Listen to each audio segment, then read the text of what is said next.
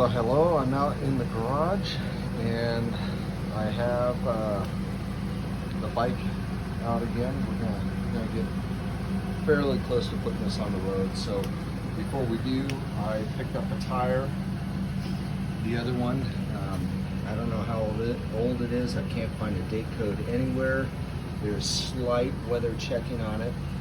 And so I'll probably say, you know, this bike is maybe a tire in the early 90s, if that. So we're gonna put a fresh piece on there. The rear tire looked a lot better than the front, but before we do this, I gotta take the wheel off. I don't have a motorcycle jack, so I'm gonna take the next best step. I've seen some others out there do this procedure, and what I need to be careful with is there is wiring and oil lines underneath. Okay, so I've already kind of tested, and I think the point is I'm going to go right here and lift it up, and I will still use a jack stand just for a little bit of safety. So without further avail, here we go. Okay, got my son's car out there warming up.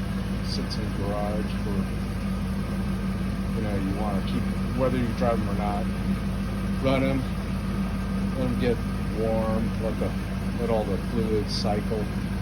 Okay, looks like I got to pump up that tire. It's a little listing to one side a little bit. Okay, let's go. Okay, I have it jacked, and it's in the place where I'm happiest with, not interfering with any wires. Have that jack stand just statically on that exhaust. There's not a whole lot of pressure on there, and the front wheel is free, so I will begin to remove the wheel. Okay, well, in all my projects, one thing I struggle is organization. So this time I actually pulled out all the tools that I need to hopefully successfully mount this tire. So here we go. We're going to start taking the brake off, and then we'll break all the axle bolts off. Okay, and I intend on using the socket wrench to break the bolts as opposed to putting the impact on it. The impact is really just to help spin off the bolts. Okay, so who you kidding? I've never taken a Harley tire off, but it can't be that complicated. So I busted the cap bolts, okay, and on this side as well, and then the axle nut, okay. The brake caliper is off, it's suspended, okay, and I'll keep going. Okay, Windex is my friend today. It's gonna help me get this old dry rotted tire off. You know, I'm using a good replacement for this tire. The tire I got is a four ply, so these are my spoons. Okay, successfully changed out the tires on the YZ that I'm playing with, and so here we go.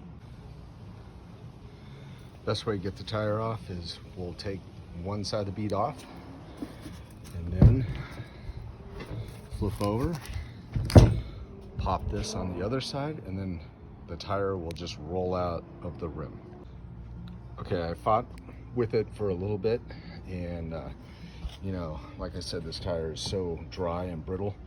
It was easiest to take the tube out with it and then put the bead back in on the one side, and once I did that, it just peeled right out. So I'm gonna go around and inspect the inner bead, clean up the rim, and reverse process. Okay, ready to put the tire and tube on the rim, and I'm gonna suspect that the dot is gonna be wanted where the stem is. Okay, so you see the stem down there in the stem hole, okay? And I checked the direction twice. There's only one way that this tire is going to go, you know, as far as direction. So I'm going to go around and inspect the inner bead, clean up the rim, and reverse process. Okay, ready to put the tire and tube on the rim, and I'm going to suspect that the dot is going to be wanted where the stem is. Okay, so you see the stem down there in the stem hole, okay? And I checked the direction twice. There's only one way that this tire is going to go, you know, as far as direction. So here we go. Here's the date code on this tire. So we're looking at 42nd week of 2021. Okay, there was no indication of any sort on that old tire. This tire is much squishier, okay, than the old one, so I'm hoping it's going to go on like dirt bike fashion. Here we go. Okay, so the tire's on, and it wanted 32 pounds, so we gave it 32 pounds. We inflated it a couple times and let it back out so it would center itself nicely on the bead. It seems like it's pretty even, so there we go. All right, so back on the bike, you know, rebuilding the front brake caliper was horribly corroded, you know, so I rebuilt it and I put it all together. Put a new piston in there, scraped it all out, had a new seal, okay, put new brake fluid in it, fixed the pump on the master cylinder, and that was working. But then you know, I put .3 brake fluid in there and learned that these type of seals require .5, which is silicone. So it .3 ate away the seal, and now I have to redo it. Well, now I feel special. The fluid, the silicone-based fluid, is purple. So I need some fluid in there to push the piston out. So this is what I'm doing. Okay, I have the seals out.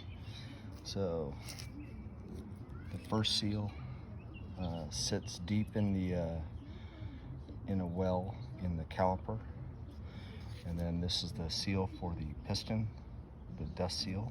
Okay, this is the real seal. This is the dust seal. But if you see here, you see a deformity. So I almost think that seal was pinched and causing it. So just starting over. Here's the new parts.